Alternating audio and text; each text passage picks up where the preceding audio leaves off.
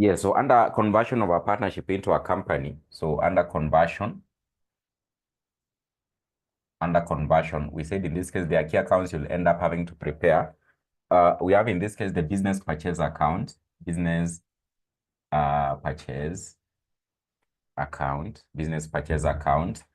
Then you might be called upon also to prepare what we call a realization account.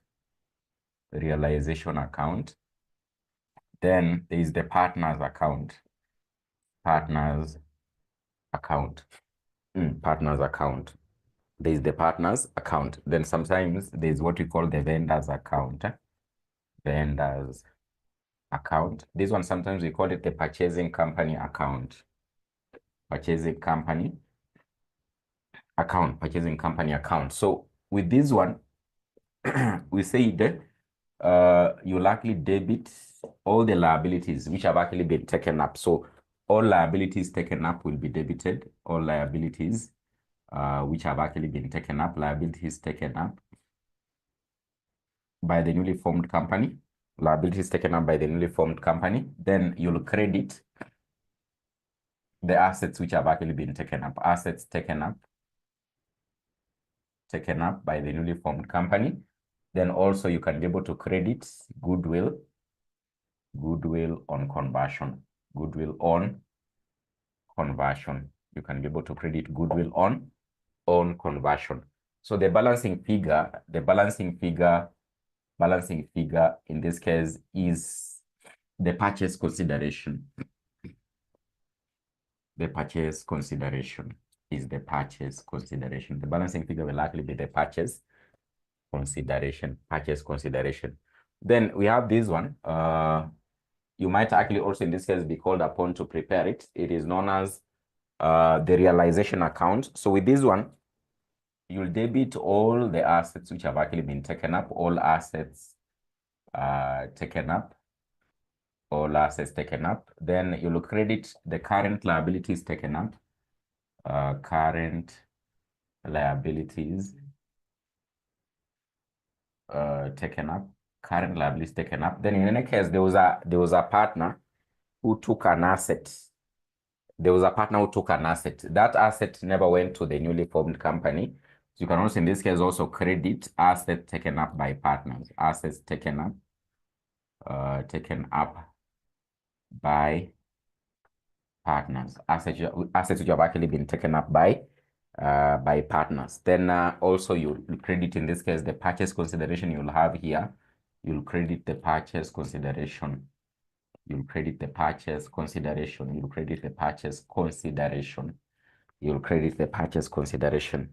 So these assets, they're supposed to be at net book value. So it's supposed to be at net book value. The assets taken over, taken up, the assets taken up, the assets taken up, not taken up, but taken over. The assets taken over, the assets which have actually been taken over. So these assets here, these ones are supposed to be at net book value. So these ones are at net book value. They are the assets which have actually been taken up at net book value. Then you credit the current liabilities taken up. Then credit any assets taken up by the partners. Then you credit the purchase consideration. The balancing figure in this case, can actually end up having to be the realization gain, what they gained, realization gain, or in this case, it can be a loss. It can be a realization gain, or it can be a loss. So that is in this case what will likely be contained in this account if you are called upon to prepare.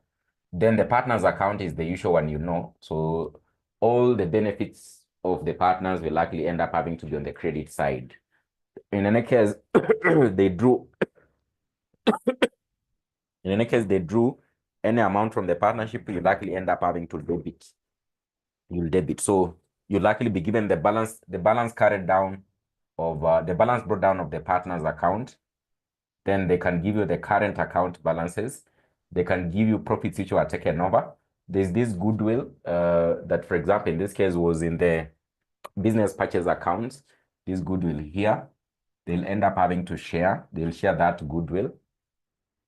So they'll share that goodwill. So that goodwill will likely be on the credit side. So anything that is of the benefit to the partners will likely be credited in the partner's account. If they're having any form of drawings, you likely end up having to draw from the partner's account. So what will be the balancing figure? In most of the instances, you'll be told that balancing figure is what they actually eventually converted into share capital in the newly formed company. So because now in this case in our company, we don't have the form of capital that we have in our company is not like the capital we have in this case in our partnership. So the balancing figure, which is normally on the debit side, you'll be told that they converted it into shares.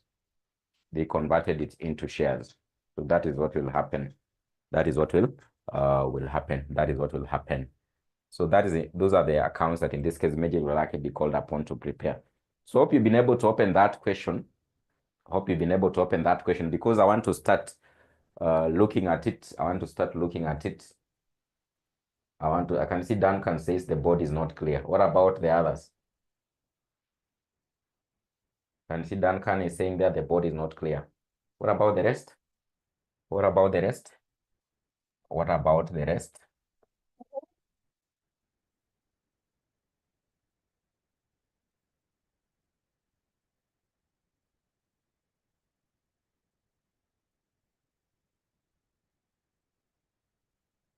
So hope you open that question, December 2023 question number 3. So it says, R&M were partners in the business of buying and selling fruits for 2 activities, export and oil processing, sharing profits and losses in the ratio of 2:1 for R and M respectively. The partners agreed that with the effect from 1st of October 2023, the business will be split off and be transferred to 2 separate companies, P Limited and Q Limited.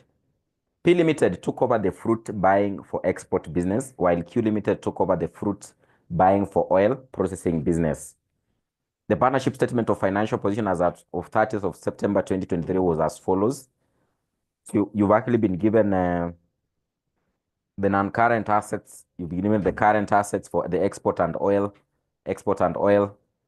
Then in this case, you've actually been given the total assets. You've actually been given the total assets there. You've been given the capital accounts for R&M and the current account balances for R&M. Then there's the non-current liability, which is a loan. There's the current liability, which is a bank overdraft. There's trade payables, which is for export and oil. Then you have the total capital and liabilities. Then you've been given a number of additional information there. Then you're actually called upon to prepare the business purchase account, then the partner's capital account, then the bank account, then the vendor's account. Then eventually you come up with a statement of financial position for P Limited and Q Limited after the conversion. So P Limited is now the newly formed company from the partnership, and Q Limited also. So they want, in this case, you come up with a statement of what? Of financial position, statement of financial position. So, so the first account in this case they want us to prepare is the business purchase account. The business purchase account. So they want us to prepare the business purchase account. So business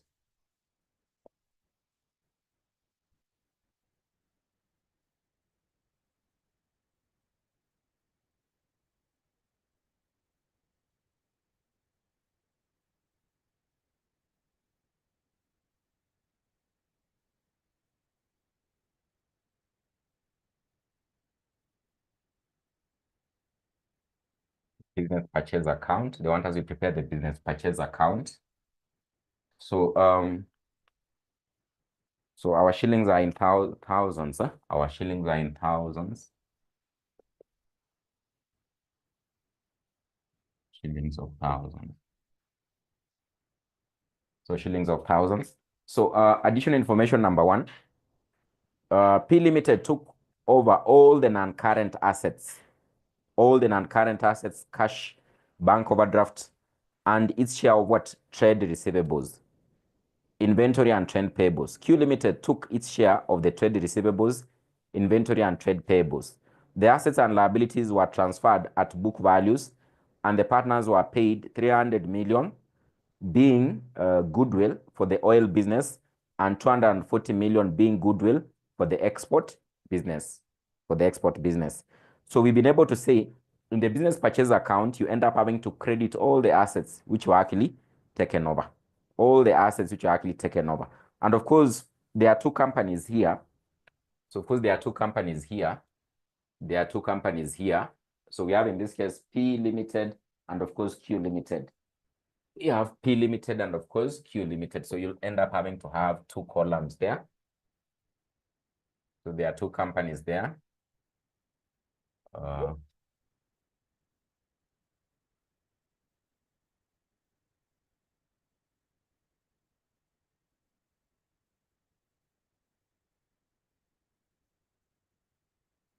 So P Limited, then Q Limited, P Limited and Q Limited.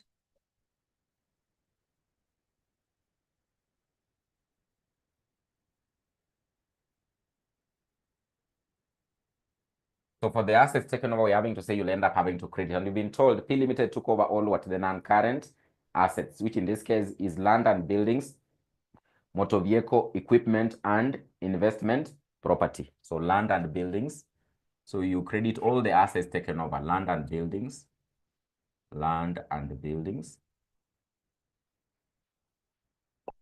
motor vehicle.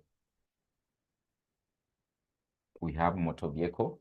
Then we have in this case equipment.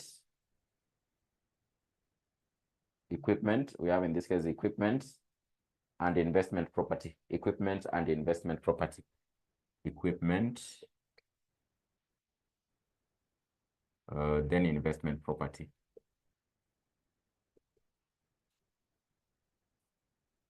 So all these ones were taken by P Limited. So we credit all the assets which are taken over. So the amounts were 750, 390. So 750,000, 300,000, 90,000, and of course 9,000. So that is the first thing you're having to be told they took over. Then they also took over cash and bank overdraft. So cash, the cash in hand is actually how much? 3 million. So they took over cash, which is actually 3 million.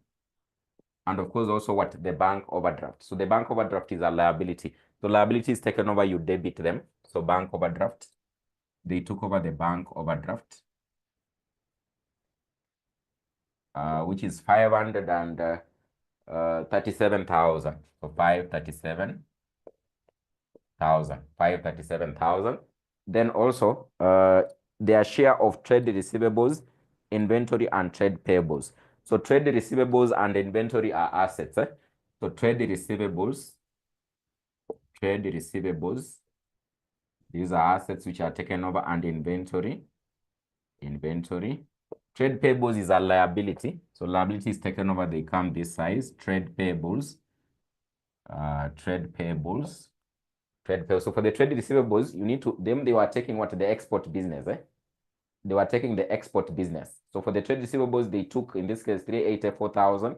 To inventory, 1380. So 384,000 and 1380. 384,000 and 1380,000.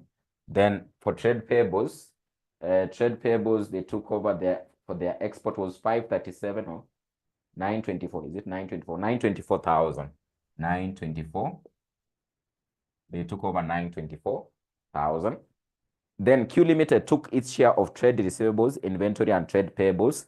So Q Limited, they took over their share of what? Trade receivables. For them, they were taking the oil business. So this one was 648,000. 648,000. And this one was 675. This one was 675,000. For inventory, they took over 675,000, which was for the oil. And for trade payables, it was 56,000. Is it 156 or 56,000? Is it 156 or 56,000? It is 56,000. So they took over 56,000. 56,000, 56,000, 56,000. So 56,000,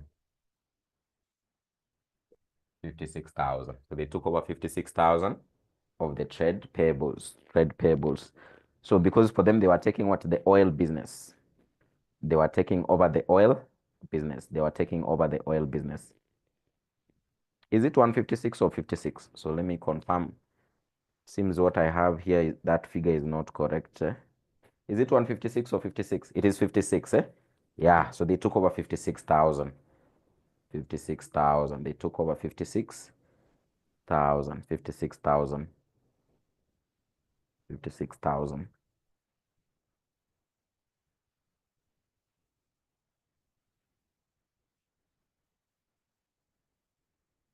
Yeah, so then in this case, we can continue.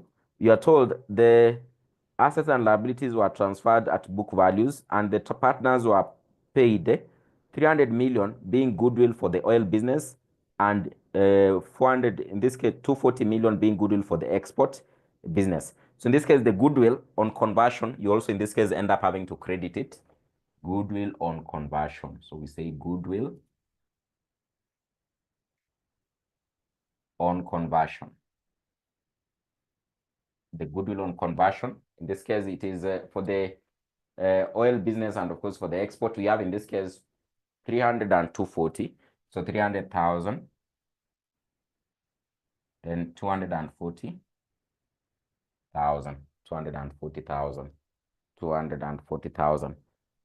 Then you are told the bank that had provided the loan agreed to accept 43.2 million, 10% debentures in P, and 28.8 million, 10% debentures in Q. So in short, what was happening, so they took over this liability of the bank loan. So there's a bank loan there, which is 72 million. So when they were converting, these companies took over, but now they've converted it into what? Into a debenture. So loan that was actually converted into debentures. So loan to debentures, which was taken over. The loan was taken over, which is a liability taken over. Loan to debentures, which they took over. They took it over, but of course they converted it into what? A debenture. So therefore, in this case, for they agreed 43.2 million in P Limited and 28.8 million in Q Limited. So 43,200 and 28,800. 28,800. 28,800. So 28,800 and 28,800. 28,800. So that is what in this case they ended up having to do what? To agree. So that is what they actually agreed. That is what in this case they actually agreed on.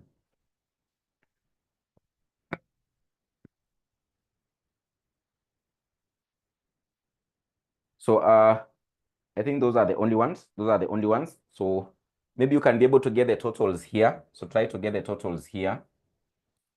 Get the totals here.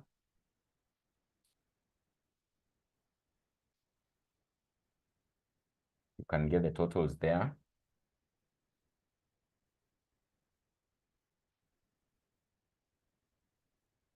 You can get the totals here. The totals there.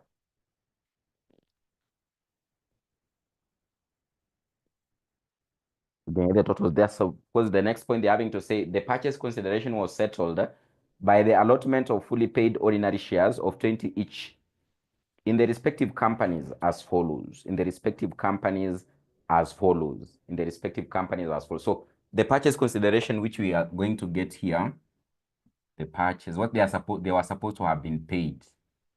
The purchase consideration. This is the difference between the assets being taken over and of course the liabilities that were having to be taken over. When you weigh them, you should be able to see how much are they supposed to be paid over and above. After canceling out the liabilities with the assets, over and above, how much should they end up having to be paid by the two companies? So what is the total here? Goodwill. So what is the problem with goodwill?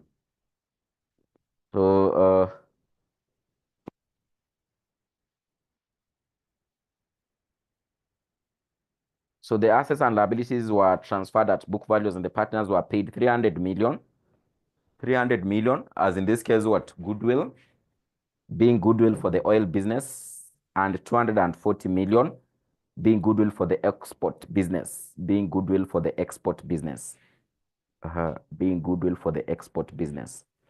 Or it's supposed to be the other way around. It's supposed to be the other way around, eh?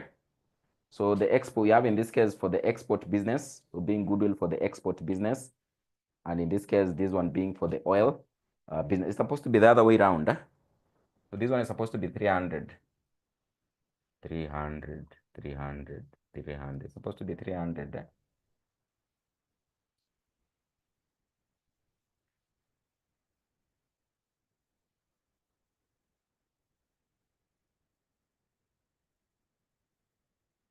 So you can be able to add now. So because in this case, the oil business was actually having to go to Q Limited. So it was going to Q Limited and the export was going to P Limited. I think it's supposed to be the other way around. So you can now add, So you're getting what? 1623. 1623. This one is 1623. What about this one? What about that one? What are you getting? 315. 315. 3153. 31. This one is 3153. Confirm that figure. Confirm that figure. Confirm that figure. 3153. Okay. Can see you're saying 3153. 3153. Can see you're saying 3153. But let me just confirm. Let me confirm also.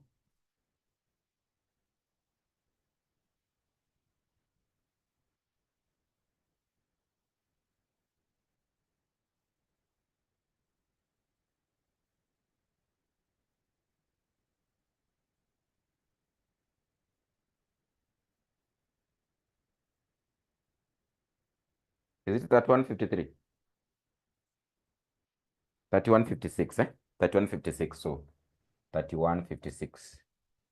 3156 is coming to 31,56,000. So you can put here 31,56,000, then 16,23,000. Then you get the difference to get the purchase consideration.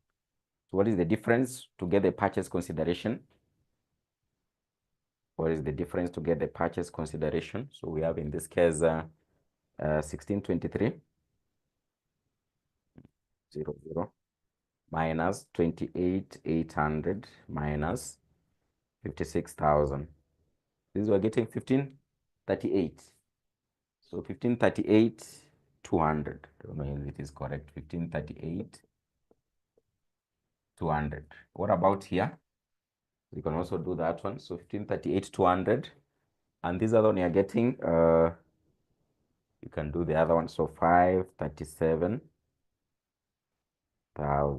537,000 plus 924,000 plus 43,200. You get 1504 200. Then we minus 3156. You get 1651 800. So 1651 800. 1651 800. So you can also confirm. So confirm the figures. Confirm the figures. Confirm the figures. You can confirm the figures.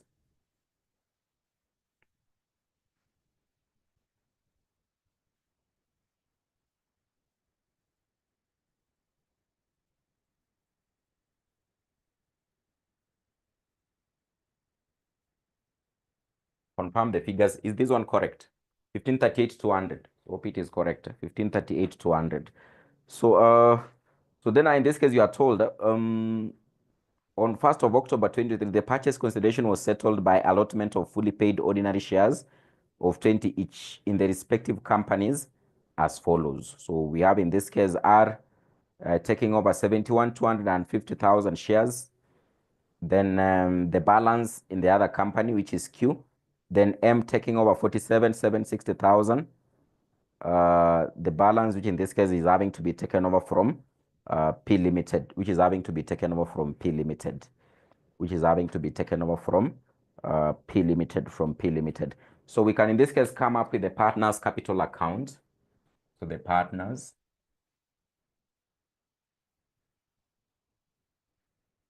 capital account, the partners capital account, partners capital account. So we have two partners, we have two partners. I don't know whether it will fit here, but let's see whether it will be able to fit. I don't know whether it will fit here.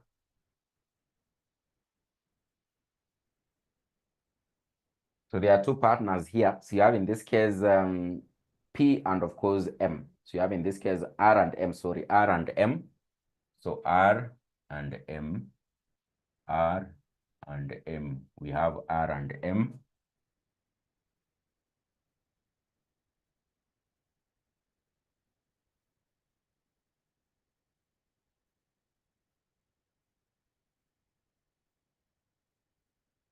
We have shillings in thousands. So shillings in thousands.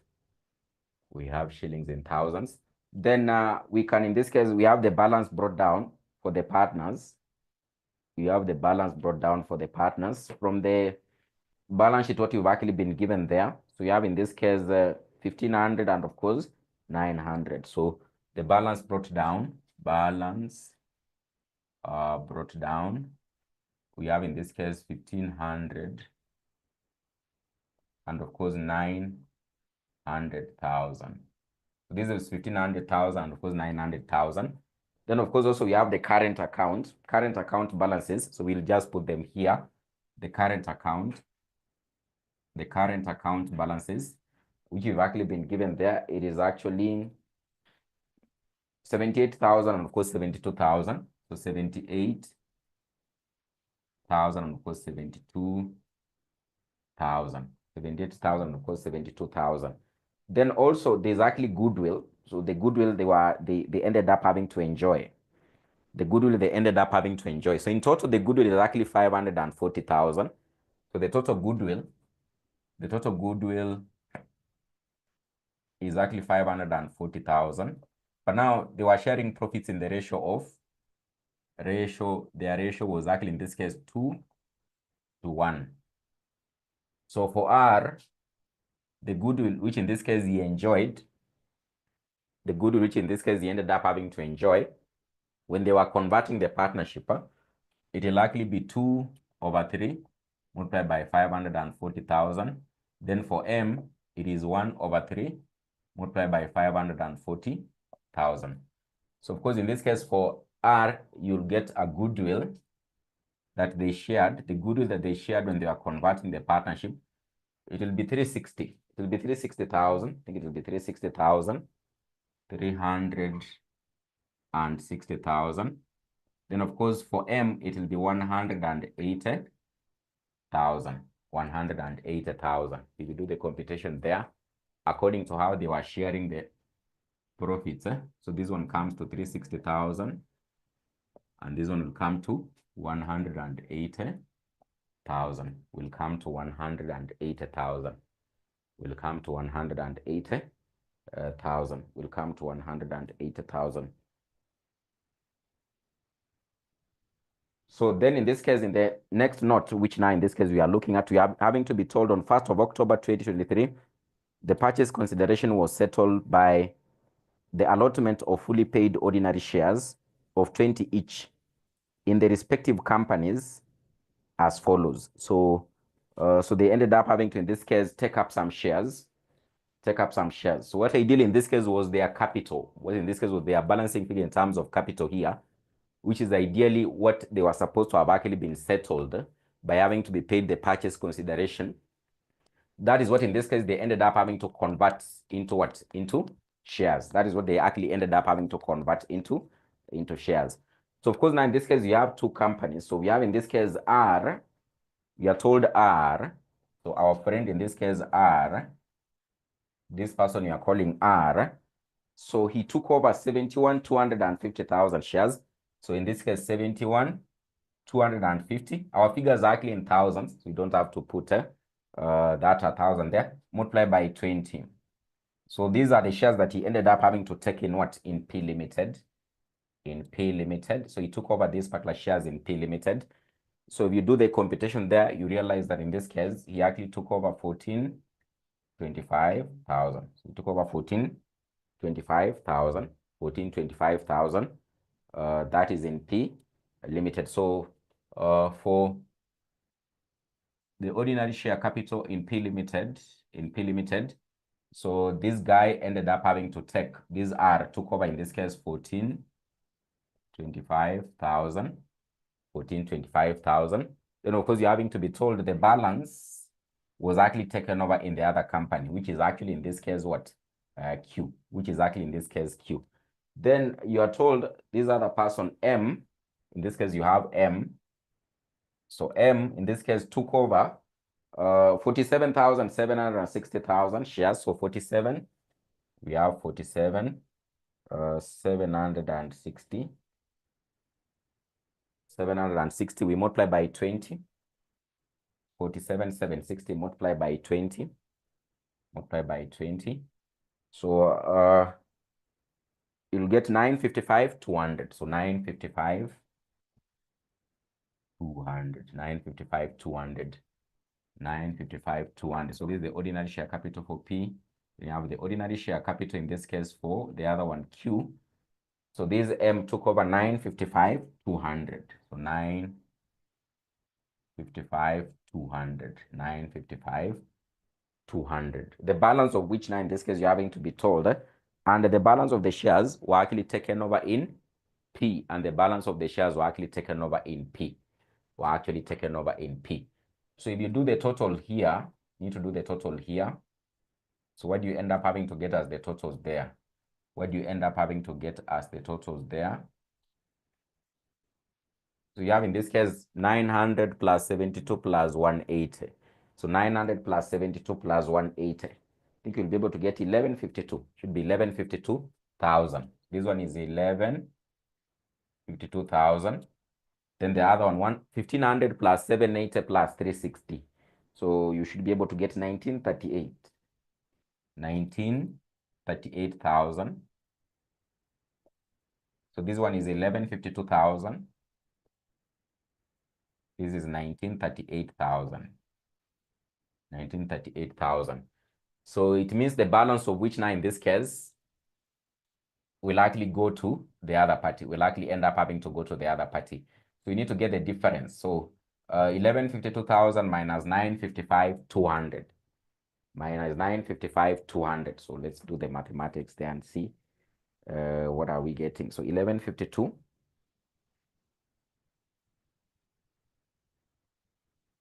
1152,000 minus 955,200.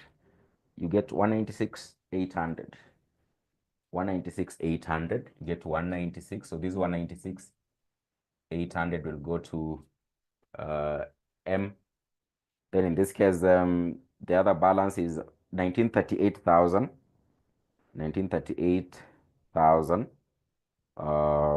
You minus 1425,000.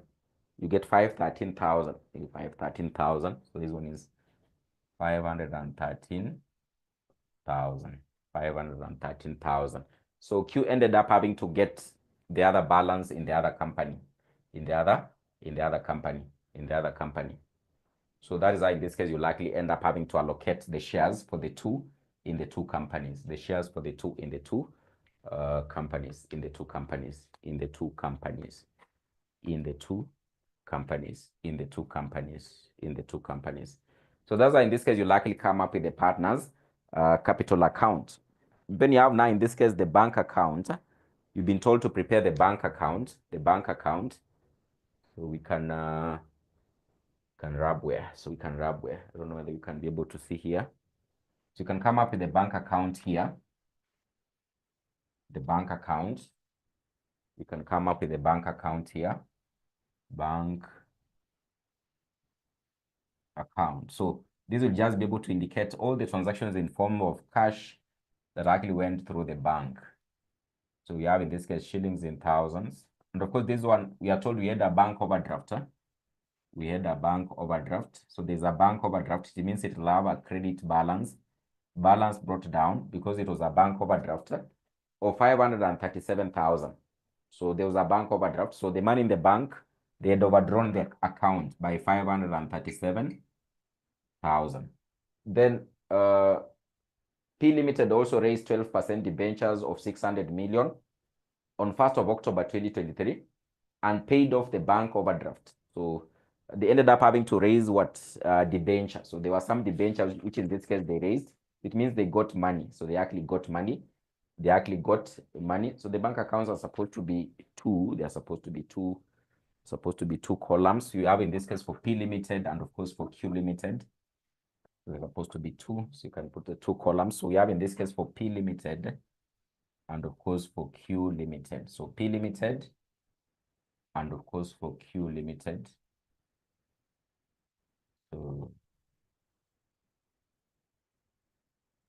So we'll have in this case balance brought down. So this bank overdraft was taken over by P. So in this case, it's 537,000. Then in this case, the same time, this P Limited sold some debentures. So they sold some debentures and got 600 million.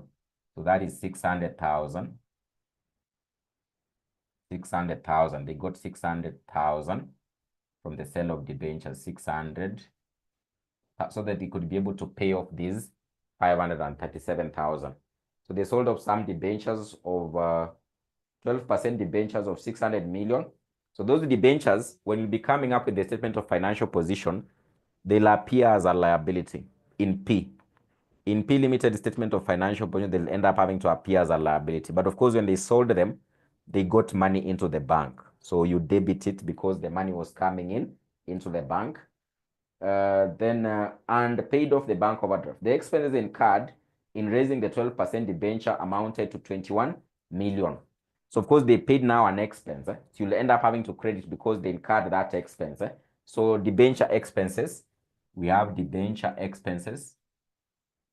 Debenture expense of 21 million. So in this case, 21 million.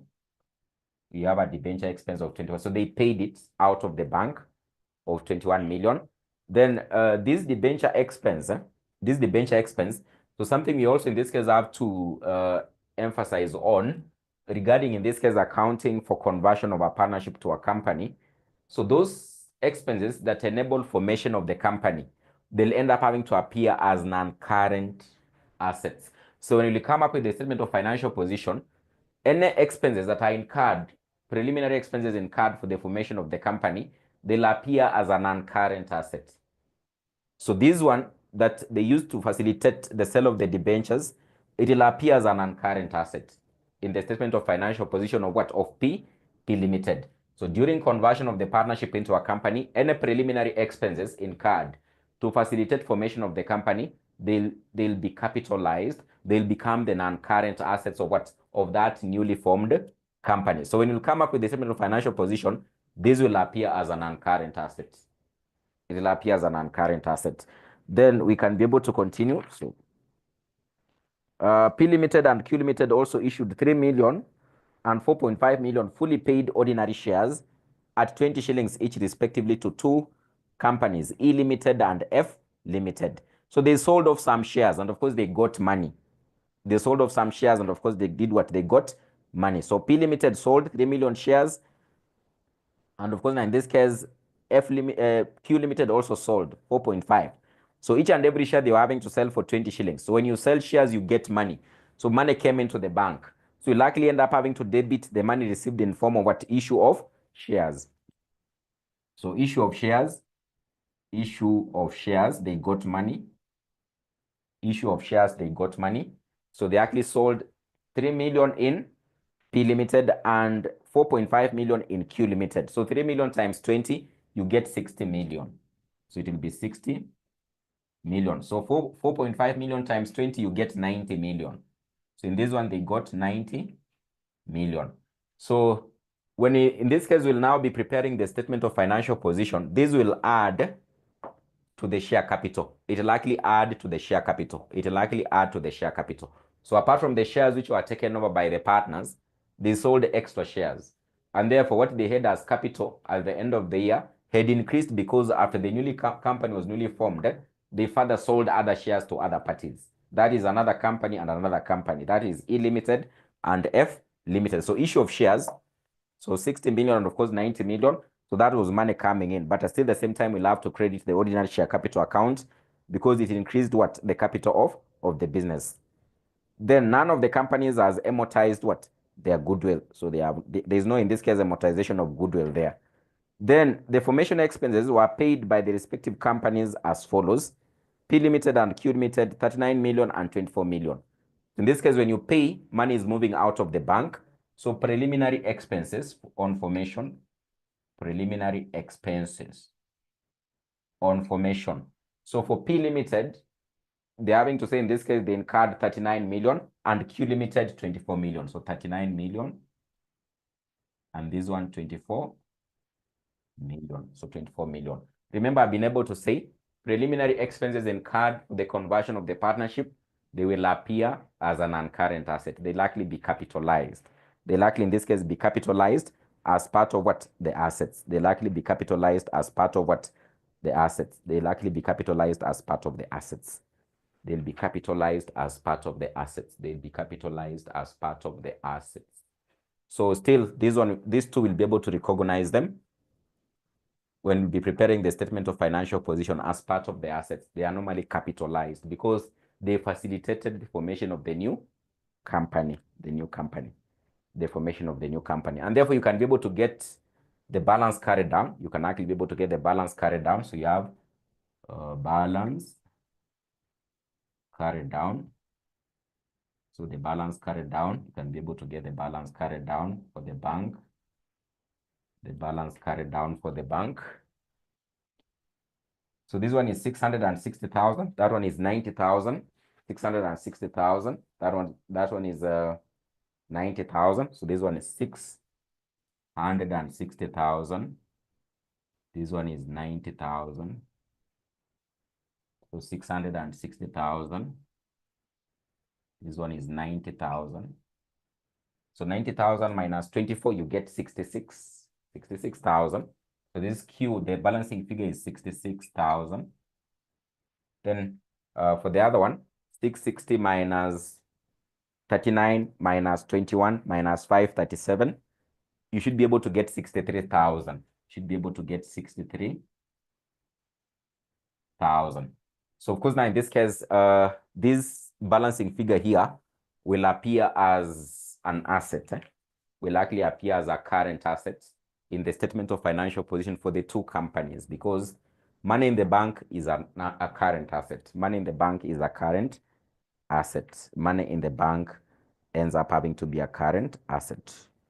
Money in the bank ends up having to be a current asset.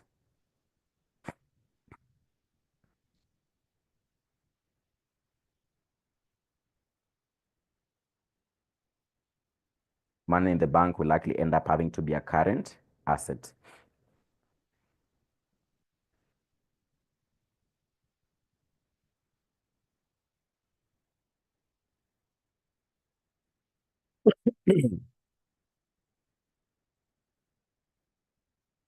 So we can now in this case come up with the next one, which is the vendor's account. We can come up with the vendor's account. Vendor's account. We can draw up the vendor's account. We can come up with the vendor's account. So hope you are through with the bank account. Hope you are through with the bank account. You can come up with the vendor's account. Vendor's account.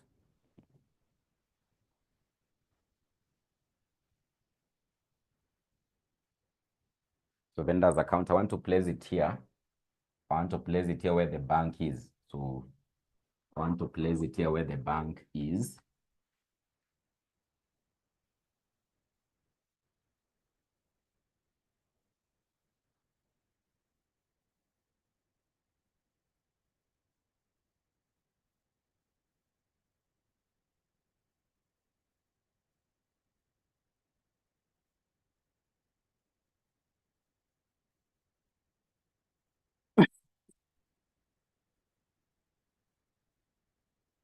The vendor's account, sometimes we call it the purchasing company account. The purchasing company account, the purchasing company account, the purchasing company account.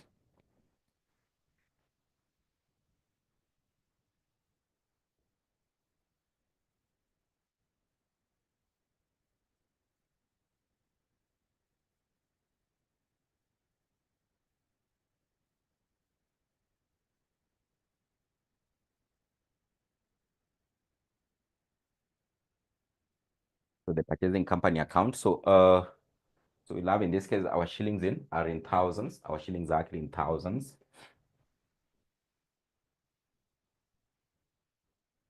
Our shillings are actually in thousands. Our shillings are actually in thousands. Our shillings are actually in thousands. So the purchasing company account. So for P Limited, so in this case for P Limited, you have in this case P Limited. For P Limited, we have 1425 thousand plus 196. So for P Limited, in this case, we have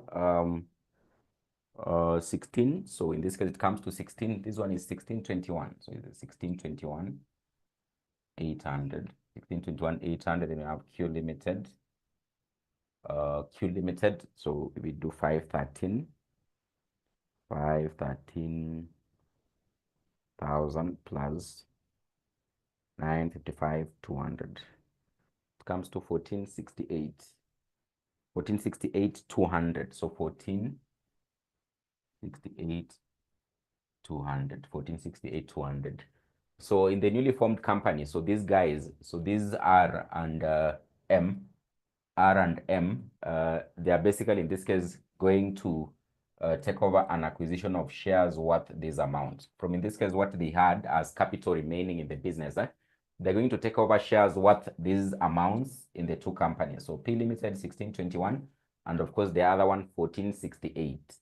Then of course now in this case in the vendor's account, of course the balances now in this case will be closed off in the ordinary share capital account. They'll likely be closed off in the ordinary share capital account. Where in this case for P Limited, we'll have 1621 800, 1621 800, and of course for Q Limited, we'll close off in this case with 1468 200. So these ones basically they likely go directly to the ordinary share capital. So they'll go on the credit side of the ordinary share capital. So we'll close it off to the ordinary share capital account in the newly formed company. In the newly formed company. And therefore you need to do the totals. You need to do the totals there. You can do the totals there. So 1621 1621 800. It comes to 3090. So 3090,000. So 3090,000. So 3090,000. It comes to 3090,000. So 3090,000. It comes to 3090,000. So these ones now will contribute to the ordinary share capital. It will likely be part of the ordinary share capital of the newly formed company. These shares they acquired in the newly formed companies. The shares they acquired in the newly formed companies will now be part of the ordinary share capital, which will be able to add on to the new shares which were issued. That is the ones we've gotten in the bank account, the 60 million and of course the 90 million, to be able to get the total ordinary share capital in the newly formed company, to get the total ordinary share capital in the newly formed company, So after that, now in this case, we can now just directly get to financial position, statement of financial position, the statement of financial position.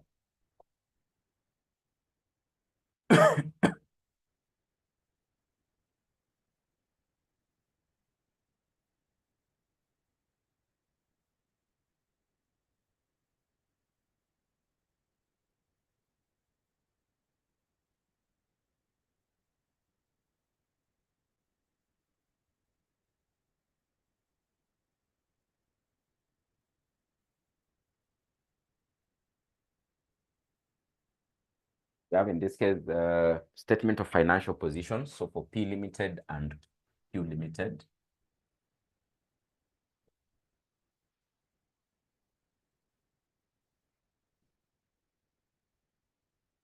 it is for two companies. It is for two companies. You have P Limited and of course Q Limited. So P Limited and in this case Q Limited.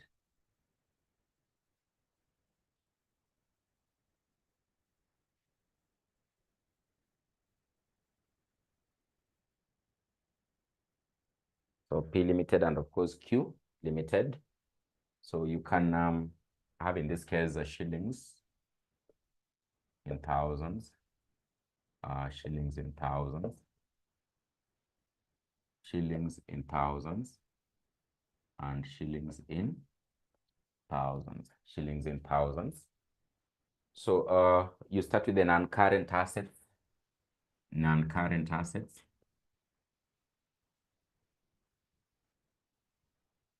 So there are those assets which were taken over by P and those taken over by Q. So you just specifically in this case, just place them the way they were actually taken over, the way they were taken over. For example, in this case, P Limited took over land and buildings, motor vehicle equipment, and investment property. So land and buildings, all the non-current assets went to P. Land and buildings, motor vehicles, equipment, and investment property. So you are told in this case, they took over land, motor vehicles, equipment, and all the non-current assets, they went to this company, P. So we'll place the figures here. So it is 750,390 to 750,000. So 300,000, 90,000,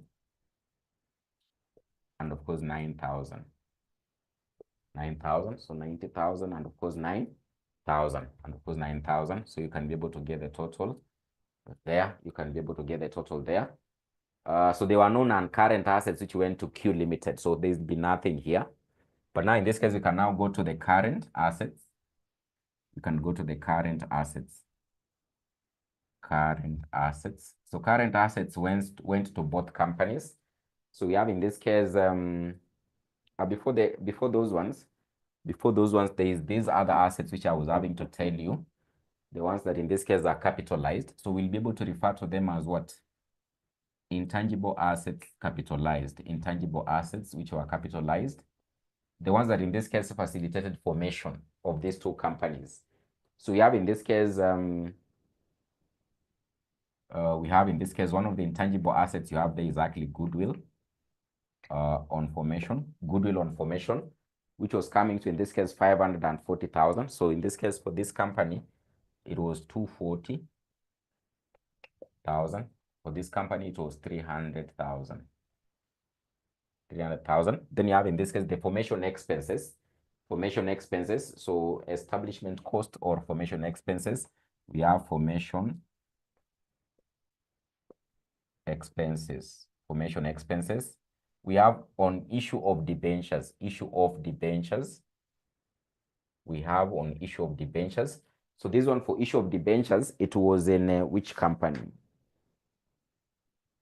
Oh, it was in P Limited. And of course, they incurred in this case 21 million. So they incurred in this case how much? 21 million. They incurred 21 million. Then you have the other formation expenses, the other establishment expenses or formation expense. You have establishment costs. So it was 39 million for this one. Then for this other one, it was how much? 39 and of course 24 million. 24 million, yeah. So we have in this case goodwill. So we have in this case goodwill, which was divided on conversion for the two companies, 240 and 300. Then you have formation expenses on issue of debentures, 21 million. Establishment cost, 39, and of course 24 million. Then we have now we can be able to get the total. you can get the total. Suppose there's a total you're supposed to have already been able to get here. So this is 0.009. It's supposed to come to 1149. 1149. This one is 540. Not 540, 324,000. 324,000. This one is 60, so 300,000. This one is 300,000. So it will be able to give you now the total non-current assets. It will actually give you the total non-current assets, the total non-current assets. Then now in this case, you can go now to the current assets. You can go to the current assets. For the current assets, they went to both companies. So we have inventory, trade receivables, cash. We have in this case cash, because you have in this case what? Bank. So we can start with cash. Cash only went to one company. It went to, in this case, what? P Limited. It was 3 million. 3 million. Then we have in this case bank. Bank now is the balancing figures you've been able to get in the bank account. You've actually been able to prepare to just bring them here. So I think we have a figure of 66 million, and of course 63. So you have in this case 63 million, because this one is 66 million. 66 million. So hope you are able to see there. I can see it is already full. It is already full there. It is already full there. It is already full. It is already full. So you have cash 3 million, which went to, in this case, P Limited only. So it didn't go to Q Limited. Then you have, in this case, bank. These are the balancing figures in the bank account. We have 63 million and 66 million. So we can continue. So I don't want to write there because it won't fit there. I want to continue here, up here. So hope you are through here. I want to continue up here with the balance sheet. I want to continue up here with the balance sheet.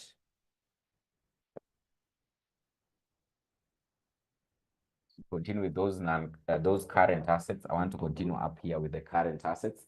So we have in this now trade receivables. Trade receivables. We have trade receivables.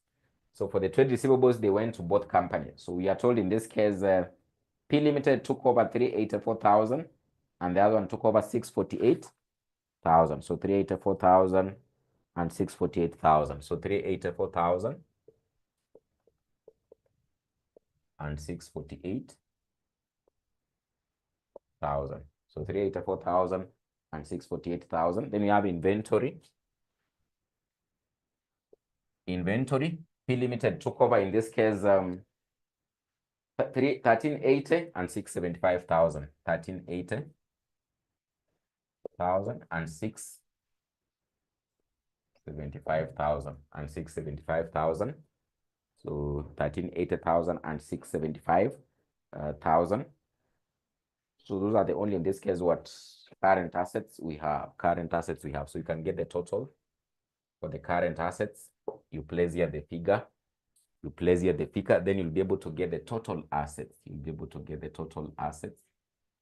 You'll be able to get the total assets. You'll get total assets. You get the total assets. You get the figure for the total assets. You'll get the total assets. You'll get the total assets. Get the total assets. Total assets. Then now we can be able to go to the capital and equity and liabilities. We can go to equity and liabilities. Equity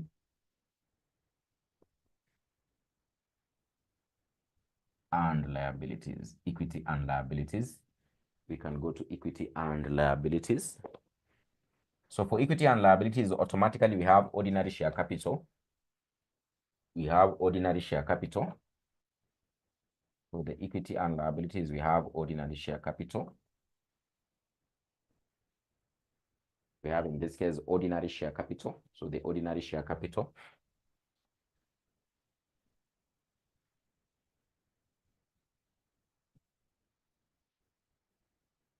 Ordinary share capital. So we have for P Limited, and we have in this case for Q. limited, for P limited, and of course for Q limited. So of course in this case for P limited, we're having to say it is 1651, exactly 1651 800. But you have to add in this case 60, which they issued. Then for the other one, in this case, it is 1438 200. 1438 200. But of course, they issued 90,000. We'll have to add 90,000, which this is the newly issued, which is in the bank. Is the newly issued, which is actually in the bank. So 1651 800 plus 60,000. Then you have 1438 200 plus 90,000. So this one will come to 1711 800. 1711 800. And this one will come to 1528. I think 1528. 1528 200. 1528 200. 1528 200. So it will come to 1528 200. 1528 200. So that is the ordinary share capital for the newly formed companies. Then we have non-current liabilities. Non-current liabilities. Non-current liabilities. Non-current liabilities. Non-current liabilities. There is a loan which was actually converted into what? Into debentures. There was a loan which in this case was actually converted into debentures. There is a loan which was actually converted into debentures. So there's that loan of 72 million. So they converted it into debentures. So 43,200 and of course 28,800. So they converted it into a 10% debenture. We have a 10% debenture. Debenture. So we have in this case 43,200. So then in this case, in this other one took over 28,800. So 28,800. Then there was another debenture that was actually issued after the companies were formed by P. It was a 12% debenture. It was a 12% debenture, which is actually in the bank. It was 600,000. It was actually in this case 600,000. 600,000. So it was not in this other company. It was not in this other company. So there was that 12% debenture, which P issued after they were formed as a company. After they had already been able to convert to now a company which was operating, they issued other debentures. They issued other debentures. So those are the only non-current liabilities. Then now in this case, you have the current liabilities. You have the current liabilities. We have in this case the current liabilities. We have trade payables, which were taken over. Trade payables taken over. Trade payables, which were taken over. So in this case, for P Limited, they took over trade payables of 924,000 and the other one 156,000. So 924,000 and 156,000. So 924,000. So 924,000. So you can just be able to put it here. So this one you're supposed to add, it will be 643. 200. 643, 200. This one is the only one. This one is the only one. It is 28,800. So then the trade payables, you just place the figure here in the final column, which is 924,000. 924,000. Then for this other one, it is 156,000. 156,000. Then you can be able to get the totals. You can be able to get the totals. You can be able to get the totals. You can be able to get the totals. Get the totals. So the figures should be able to tally. They should actually be able to tally. They should actually be able to tally. You can get the totals. Get the totals for the assets and this other side. The assets and this other side. Then you confirm whether they're having to tally. You add the two and then in this case confirm whether they're having to tally. So trade payables is how much? 156 or 56,000? 56,000. It is 56,000. So you're saying 56,000. This one is 56. So 56, so confirm, confirm, confirm. Now you can be able to confirm.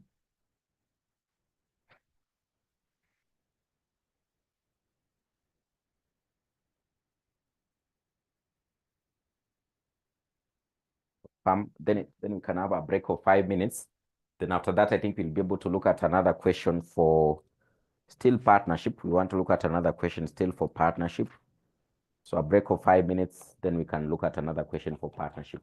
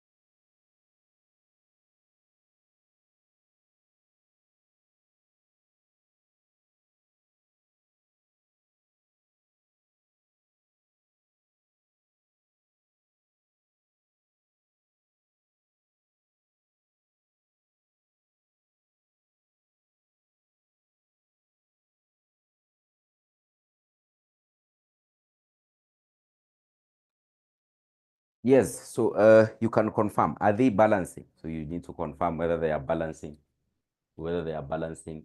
So what are you getting here as the total? Give me the figure for the total here. For P limited, you're getting the total here, how much? For P limited, give me the totals. The total you're getting here and here. The total here for P limited, 32,79,000. 32,79,000. Is it the same as the other side? Is it the same here? Next, is it the same? 32,79,000. What about this side? For Q limited here?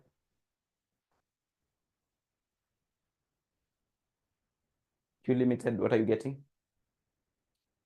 Here, for the assets, total assets.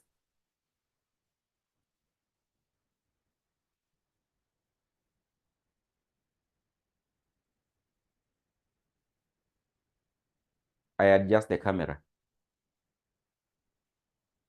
17,13,000. So 17,13,000. So this is the very, very last figure. So I don't see the need to adjust. This is the last figure, then the total. We put an equal sign here. So 17,13,000. What about the totals for, there's no any other figure here. 56,000 is the last figure. Just give me the figure you're getting there. When you add 1528,200 plus 28,800 plus 56, what do you get?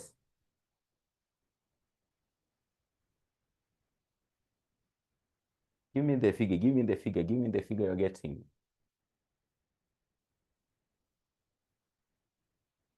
You're getting 1613, 1613, 1613. So it is not balancing. So 1613,000, 1613,000. So I think if you look at the, I know where the error is.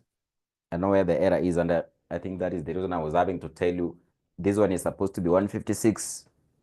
Then I also asked, is it 56 or 156? If you look at the question, look at the question paper, look at the question paper, look at the question paper. If you look at the question paper, the total assets figure is 4239. That is what you are seeing. In the question paper, it is 4239. That is the figure for the total assets. You can be able to see that. Are you able to see that? Are you able to see that? Are you able to see that? It is 4239. Yes.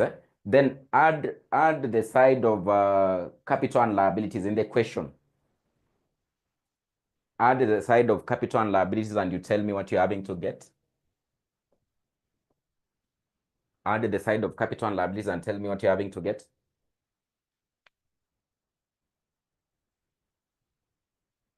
In the question paper, if you add the side of capital and liabilities, what do you get?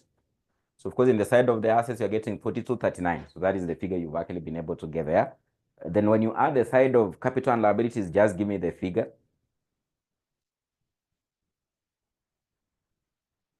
It is 4139. Another person can be able to confirm. Another person can be able to confirm. Another person can be able to confirm. I can see Omondi is asking a question there. So you can actually be able to, first of all, confirm the figure for, I'll answer you, Omondi, but confirm that figure for the capital and liabilities in the question. 4239. Is it 4239? In the question, not in the capital and liabilities side. Nekesa, have you really added? Have you really added? So you need to confirm. It is 2.4 million plus 150 plus 72 plus 1617. So let me try to add.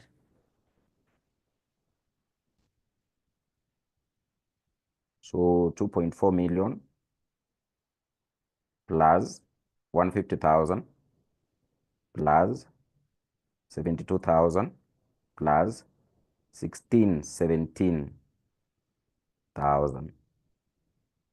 It is 4239. 4239. But now add there is that place of trade payables, exports, there's bank overdrafts, then there is a export, and then of course oil. There's that place for the current liabilities. It is 537,000 plus 924,000 plus 56,000. So if you add, you get 1517. You can see the last figure there for the total current liabilities. You're having to be told is 1617,000. But ideally, when you add individually, 537, 924, and 56, you get, in this case, how much? 1517. You get 1517,000. So there's a difference of 100 there. So in the question, there was a mistake. So that figure for the trade payables is supposed to be 156. Sour. So you've seen why in this case it is not balancing. That is the reason. That's why in this case, initially I was having to tell you the trade payables, is it 56 or 156? So I think I had actually forgotten in the question, there's that mistake there. There's that mistake there of that figure for trade payables in the equation should be 156. So that when you add 537, 924 plus 56, you get 1617. Because if you take that 56 and you place it here, you can be able to see there's a difference of 100. So still take note also in this case, in the business purchase account, you need to correct that figure for trade payables on the business purchase account. If you look at your business purchase account, there's that place I indicated 156, then you told me no, 56. So now you've seen where there was an error in the question. The figure for the trade payables in the question should actually be 156. So you go in this case to the business purchase account. There's that place on the debit side, we've actually been able to put the trade payables where we've been able to say 924,000, then we've said 56,000. You add a 1 here, add a 1 there, then of course it means your balancing figure here will change. On that side, the purchase consideration you need to also change. Purchase consideration, you need also to change that figure.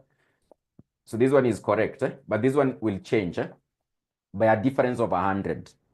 It will change by a difference of 100. So maybe you can be able to give me now the correct figure for the business purchase here. So you change this one to 156, because that is now the correct figure for the trade payables. Then in the business purchase account, it will affect this figure with the balancing figure for the business purchase, the purchase consideration. What is the figure there? It comes to 1438,200. So kindly correct. So 1438,200. 1438,200. So that is the correct figure. And of course, those are the figures you are seeing here. Here, so they are the correct ones. So that's why initially I was having to ask you, is it 156 or 56? So, but now when you look at the question, it is showing that there was an error. I think it was a typing error. It was just a typing error. It was just a typing error. It was just a typing error. So, Omondi, you mean you haven't seen the problem in the question? Do you have the question paper? There's that figure you have been insisting to give me as 56. I hope the rest of you have been able to see where the mistake is in the question. The figure for trade payables, it is supposed to be 156. Look at the question paper keenly, Omondi. You see the figure for the trade payables. You see the figure for the trade payables. Add that place. Add 537, add 924, then add that 56. Do you get 1617? You don't get 1617. You get 1517. So it means the figure for the trade payables is supposed to be 156. It's supposed to be 156. Hope you've been able to see where the mistake is in the question. Then you change the purchase consideration here in the business purchase account, because now this one will become 156. It will change this figure that we got initially. Remember the one we were computing there? This one will change by 100, a difference of 100. So 1438 to 100, because those figures are now the ones you are seeing here, which now in this case eventually become the ordinary share capital that these guys ended up having to convert. This is the money they were supposed to be paid, but now they converted them into equity in the newly formed companies. So then they got other shares after the company was formed. It gives the total equity at the end of the year. So hope you've been able to see. You've now seen, yes. So that is where now in this case the issue was. So we can look at another one. So I want us to look at another one which had an element of leases. It is April, just after December 2023, there's another one. April 2023 question number 4. You can open that one. April 2023 question number 4. April 2023 question number 4. April 2023 question number 4.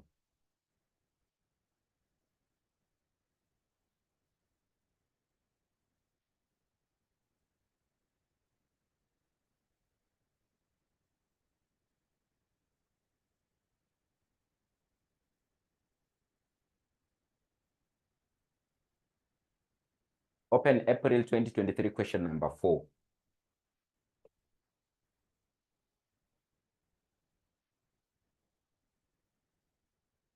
April 2023 question number 4.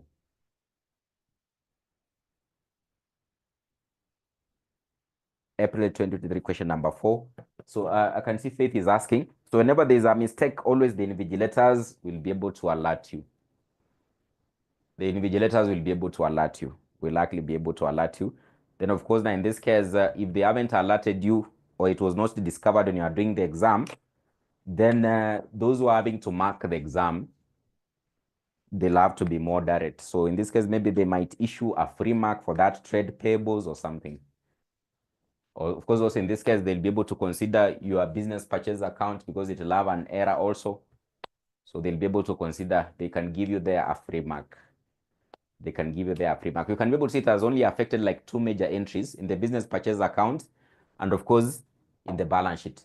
So like you can get 2 free marks. You can get 2 free marks.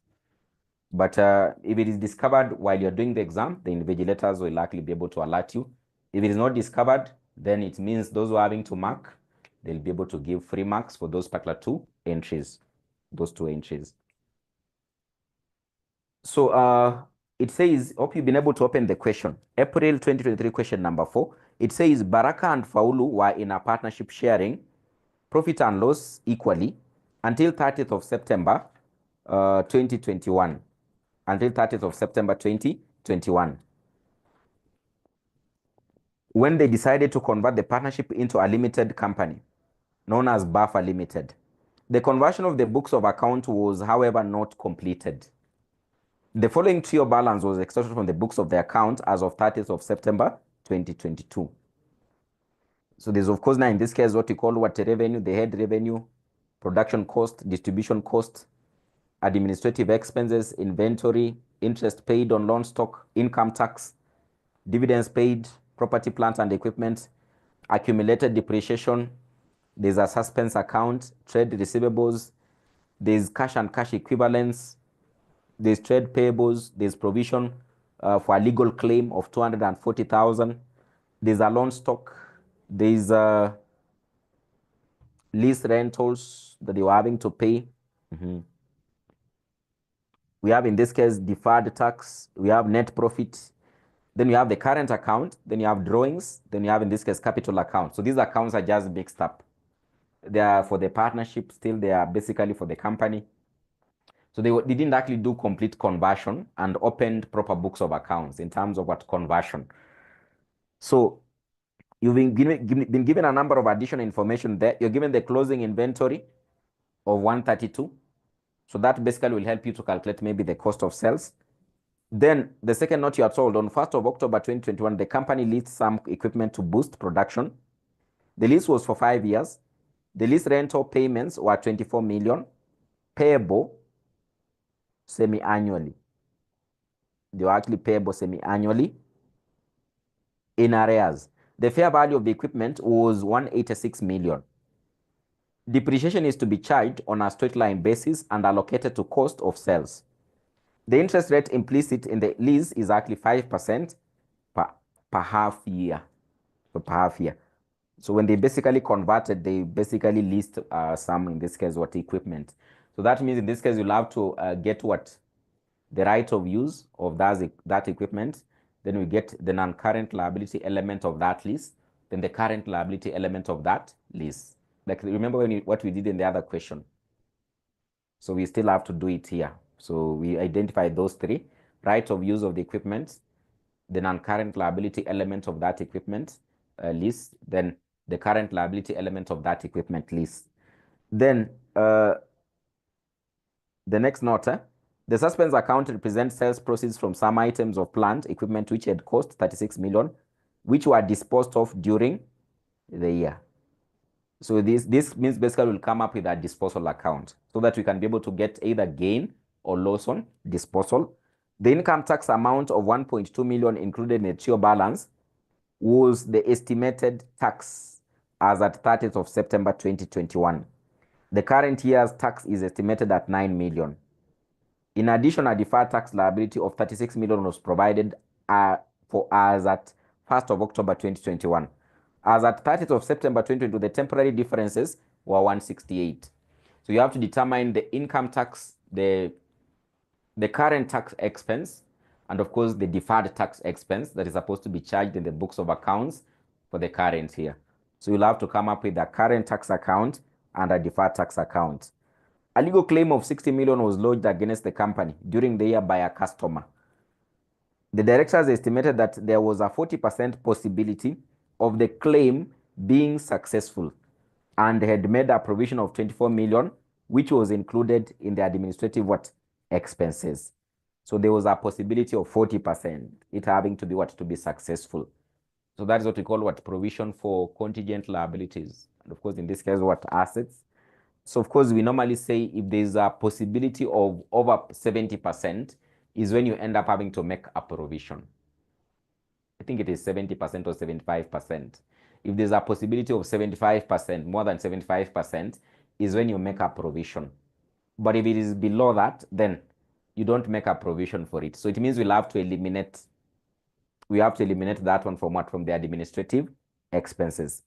Then property, plant, and equipment, it is as you've actually been provided for there. So it means now in this case, they want you to compute the depreciation of those properties, plant, and actually equipment. No entries were made to record the conversion of the partnership into a limited company. The assets were taken over by the company on 1st of October 2021, the next day, at their book values, except land, which was revalued to 80 million. The company issued to the partners 32 million shares of 10 each in settlement of their outstanding capital account balances. Capital account balances. So basically that means in this case, that will be now the equity, the equity of the newly formed company, company. So their balancing figure in the partner's capital account will now become the equity in the newly formed company. It means you have to come up with a partner's capital account, so that in this case, you can be able to know what was their balance by the end of the year in terms of capital in the business, which they converted into shares in the newly formed company. So that is what in this case they actually mean there. So it was now 32 million shares of shillings 10 each.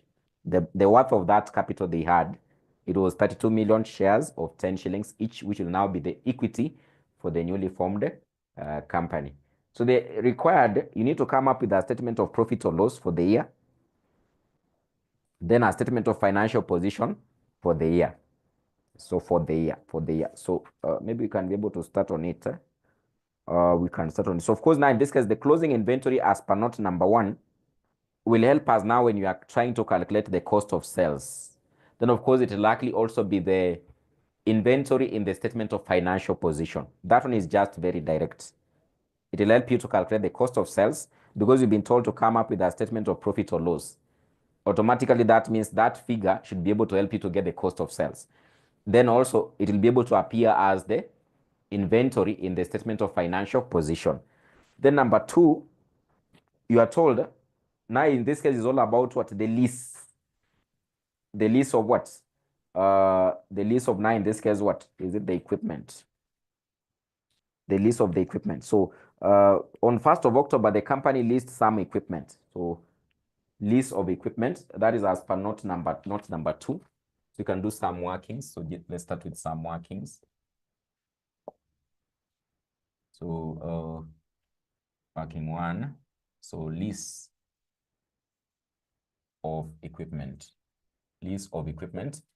We've been able to say on that lease of the equipment, we are looking for 3 things. So the right of use, the non-current liability element of the lease obligation, and of course the current liability element of the lease obligation. So of course this one, will appear as an asset in the statement of financial position. This one will appear as an uncurrent liability. This one will appear as a current liability. On that lease obligation, there'll be the one that will be paying the current year. There'll be another one. It will be for the it will actually be for the subsequent years. And of course, exactly on the first day of the commencement of this business in this particular year, we are having to do what? Come up with the statement of financial position. Remember, in this case, we are doing the accounts as at the end of 30th of September 2022. And they list on the first day of this accounting period. They list on the first day of this what? Accounting period. So it means we'll have to, in this case, do what? Calculate our lease liability. Of course, I've already been able to advise you. Of course, you've actually been given the fair value. So you are told the fair value of the equipment was 186 million. But now I told you, as per the current standard, that is not how in this case you get the fair value of the lease obligation. You need to, in this case, do what we call what? Discounting. You discount the lease payments, the rental payments. You do discounting of the rental payments. So automatically, we have to start by having to get what? The lease obligation. The lease obligation or the liability. The lease liability. The fair value of the lease liabilities. The fair value of the lease liability. Fair value of the lease liability. So you'll have to, in this case, discount the rental payments. So you take the rental payments, you multiply by the present value interest factor of annuity. And of course, now in this case, in our case here, it is for how many years? It is, the lease was for 5 years. The lease rental payments were 24 million payable semi-annually in arrears. So that means in this case, our N will be how many years? Our N will be, it means our N will be 10. It will likely be 10 because it is semi-annually. It will be 10 because in this case, it is what? It is semi-annually. So 5 multiplied by 2, the periods will likely be 10. So it will likely in this case be 10. You can be able to take 10 years or 10. So like that. So it means in this case, we'll take the rental payments they're having to make. It is 24 million. So it will likely be 24,000 multiplied by, we said what you say, 1 minus 1 plus r raised to negative n over r. So that is how you do it. So in this case, we'll say it will likely be 1 minus 1 plus r is what? R is ningapi? 2.5. Sindio? Because per annum, it is 5%. So for the entire year of 12 months, it is 5%. If it is semi-annually, you divide by 2. So your teacher for FM will tell you divide by 2. If it is quarterly, you divide by 4. So in this case, this one is 0.025. So like that. So raised to negative 10 over, in this case, 0.025. So what are you having to get as the lease liability? What are you having to get as the lease liability? It should be 5%. It should be 5%. Really? It should be 5%. Or it's 5% per half year. Yes, you people are correct. It's 5% per half year. So thank you very much for having been able to spot that. So we can just be able to correct. So it will be 0.05. 0.05. It is 5%. So 0.05 raised to negative 10 over, in this case, 0.05. So of course, that is what you've actually been told. 5% per half year, not per year, but it's 5% per half year. So now you can be able to tell me, what are you getting as the lease liability? You're getting what? You can now do the computation. So this is the correct one, 0.05, because it is per half year. You're getting what as the lease liability there? You're getting 185,321. 185,300. It is almost the same figure you are given there. 185, 321. 185, 321.63. So the others, are you getting that?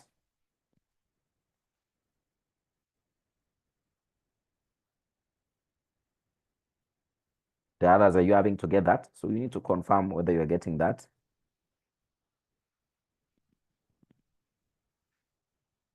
Yes, you're saying yes. So that is basically how you end up having to get the fair value. So this is what the current standard calls for.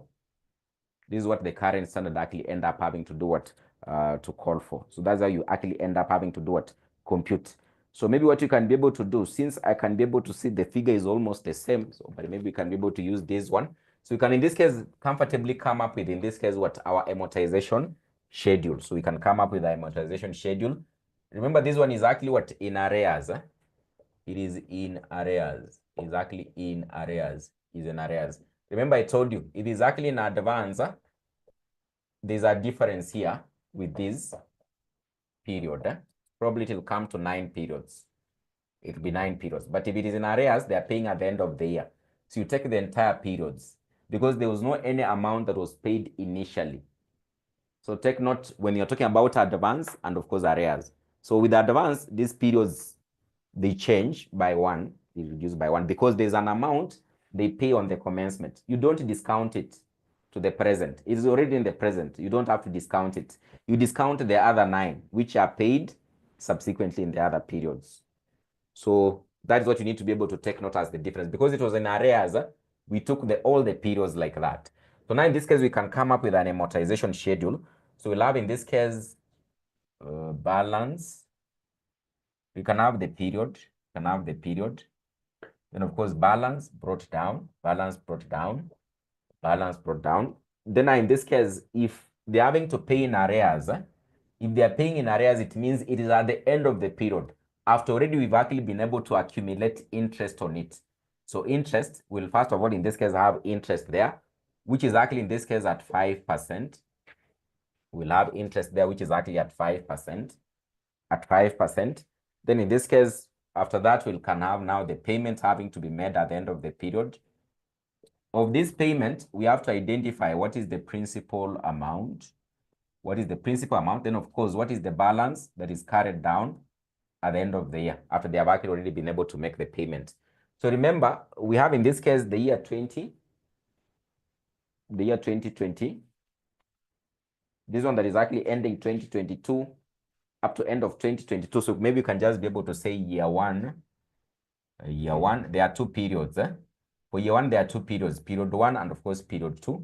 Then of course you have year 2. Because in this case, we are only having to look at at the end of the year 2022. Then we want to do an amortization schedule for all the 5 years. We're just interested in 2 years. Because when we be identifying the non-current liability element and the current liability element, you remember what we said? You look at the second year. You look at the second year in terms of what was the payment that was actually done and what was actually in this case, for example, the principal amount maybe in the second year. So we'll just basically do for 2 periods and not for all the 5 years. Like there's that other question we did. You remember that one? We did where I told you we'll do only for 2 years because we'll end there because you are dealing with the financial statements for the current year.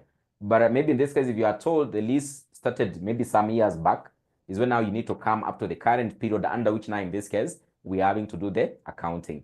But now it is as the start of the accounting period you're having to deal with.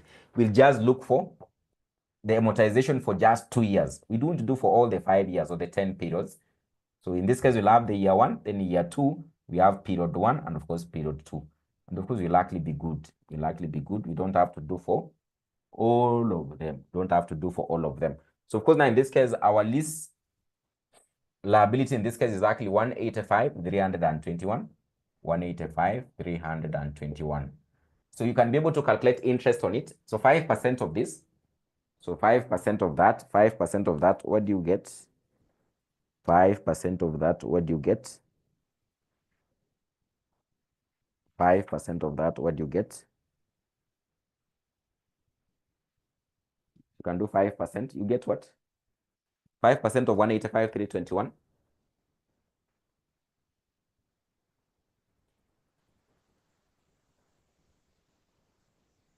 185, you get 92. I can see 96, 22, 92, 66, which is which? 92, 66, eh? And of course, you round off. If you get a decimal, just round off. Don't give me decimals. Just round off. 92, 66. So then, of course, they make payments. They're having to say they make payments is just constant. So 24, 24. They make constant payments of 24. Yes, 24. They make constant payments of 24. 24. Remember, if it was in advance, this initial payment wouldn't have been there. And of course, now in this case, the amortization schedule would have actually been a bit different. But this initial one wouldn't have been there. It would have actually been accumulated on the right of use of the asset. It would have actually been accumulated on the right of use of the asset. I can be able to see already someone is already asking the right of use of the asset. You'll be able to get it like, it will just be this one. This will be the right of use of the asset. Then, of course, remember, you have actually been told it is having to be depreciated. It is having to be, it will have a useful life of 5 years. The fair value of the equipment was this. The depreciation is to be charged on a straight line basis and allocated to cost of sales. The interest rate implicit in the lease is 5 years. The lease was for 5 years. The lease in this case was for 5 years. The lease was actually for leased some equipment to boost production. The lease was in this case for how many years? 5 years. So what will happen there? You'll actually basically take that lease period to be the lifetime of, in this case, what? That particular equipment, for the lifetime of that particular equipment. And therefore, you'll be able to depreciate it at what? 185,321 over 5. So this will be the right of use of the asset. But now you'll have to get the depreciation of these assets by dividing by what? By 5 to be able to get for each and every year. So we can be able to finish up, first of all, in this case, the amortization schedule. So the principal amount in this case, that was actually in this case settled. Of this, the principal amount that was actually settled. Of these 24,000 they paid, you need to find out, included in it, what was the principal amount. Because in this case, on this 24, they were paying interest plus this principal amount. So I want you to give me the principal amount they were having to settle when they paid this 24. You get the difference there. You get 24,000 minus 9266. So that you get, in this amount they were having to pay, what was the principal they were settling? Principal amount is this one. You know, when you pay a loan, you normally pay the principal amount plus the interest that has accrued at that particular point in time. So you get what? You get 14,734. So 14,734. And therefore, the balance carried down for the principal amount is how much? You get now this one minus this one minus this, so that you know out of this how much they have actually already been able to settle. So 185,321 minus 14,734.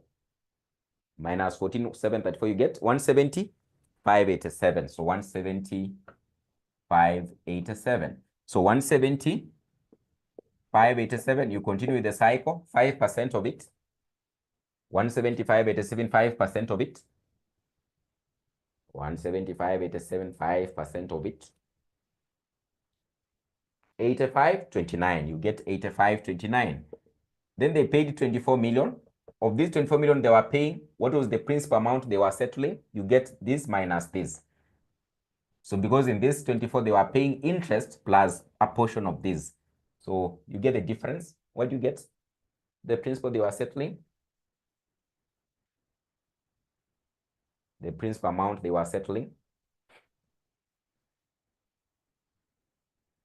15,471. So 15,471.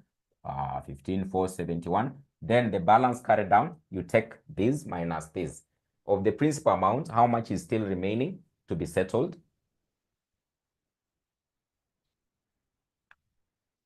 155, 116. So 155, 116. It comes here. 155, 155, 116. The cycle continues. Interest at 5%. Interest at 5%. 77.56. So 77.56. Then what was the principal amount having to be settled when they paid this? In this 24, they paid this interest and a portion of this. If you want to know a portion of this which they were paying, so you put it there. The principal, 16,244, 16,244, 16,244. Then what is the balance carried down of this principal amount? What is the balance carried down of this principal amount? What is the balance carried down of this principal amount? 138,872. 138,872. 138,872. So then we bring it here, 138,872. The cycle continues, 5% of it. 138,572. 5% of it, you get 69,44. 69,44. Principal amount. The principal amount. What is the principal amount? Principal amount, 17,056. 17,056. 17,056. 17,056. Then the balance carried down. The balance carried down. The balance carried down after you minus 121,816. So 121,816. 121,816. So with that, then in this case, we can be able to identify. We can actually end up having to identify in this case what? The non-current liability, and of course now in this case what? The current liability. Of course, the current liability. So if exactly in this case in arrears, we said you look at the second year. So in this case, if in this case you're having the lease exactly in arrears, you actually look at what? The second year. The second year. So for the non-current liability in this case, we'll actually pick the balance carried down in the second year. Balance carried down in the second year. Then of course now in this case for the current liability, we'll actually pick the principal amount in the second year. The principal amount in the second year. The principal amount in the second year. The principal amount in the second year. So of course now in this case, the balance carried down in the second year is automatically this one. It is this one. It is this particular figure here. Then of course now in this case, the principal amount that was actually having to be paid in the second year, you'll be able to add these two because they were paid. So you'll add those two. So it'll actually be 16,244 plus 17,056. So those are the principal amount that they actually settled in the second year. So they basically now in this case become what? The current liability. They actually become the current liability in this particular first year. Then of course the non-current liability, you pick the balance carried down at the end of what? The second year. So you need to add these two. So 16,244 plus 17,056. What do you get? You get 33 what? 33,300. Is it 33,300? Yeah, 33,300. So of course, now in this case, already you would have already been able to come up with your current liability that will go to the statement of financial position, which is this one. Then of course, the non-current liability, which in this case will likely be this one, will likely be this amount. Then of course, our friend was actually talking about the right of use of the asset. So it will be this one. Then you can be able to consider whether there were any initial costs to facilitate the use of this equipment, but it is not there. So it means in this case, the right of use of this asset, right of use of the asset will actually in this case be 185,321. Then you'll have to consider depreciation on these assets. You'll have to consider depreciation on these assets because you've been told on 1st of October, the company leased some equipment to boost production. The lease was for 5 years. The lease rental payments were 24 million, payable semi-annually in arrears. Payable semi-annually in arrears. The fair value of the equipment was 186 million. It is to be, depreciation is to be charged on a straight line basis and allocated to cost of sales. The interest rate implicit in the lease is at 5% per half year. So of course, you haven't actually been told the lifetime of this equipment. If you haven't been told, you take the lease period as the lifetime of this equipment. So therefore, in this case, it means the depreciation in this case will likely be 185,321. We divide by 5. What do you get? 185,321 divided by 5. When you divide by 5, Another class is waiting. So another class is waiting. So 37,064. So 37,064. 37,064. So like that. So that will be the depreciation. So when you'll be basically be taking this one to the statement of financial position, you have to less this depreciation. Then this one, you're having to be told it will go to the cost of sales. It will go to the cost of sales. So we'll be able to pick up from there tomorrow. Actually, just wanted you to really get this particular concept of the lease. Then after that, tomorrow we'll handle the entire question with the other workings. So now this one is now a lease in arrears. So take note of the difference. Lease in arrears, then in this case, so lease in advance. Lease in advance. So sawa. Let's end there. So we'll wind up with the other workings. Then we close on the question tomorrow. Any concern you might be having? Because I'm told there's another class that is to take up this link. Any concern you might be having, you can be able to ask there. So you can be able to practice the question. You try maybe by tomorrow whether you can be able to handle the other workings. Then when I come in, we just be able to go through.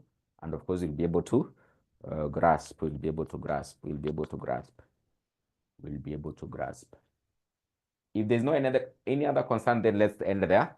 I'm wishing all of you a good night. I'm wishing all of you a good night.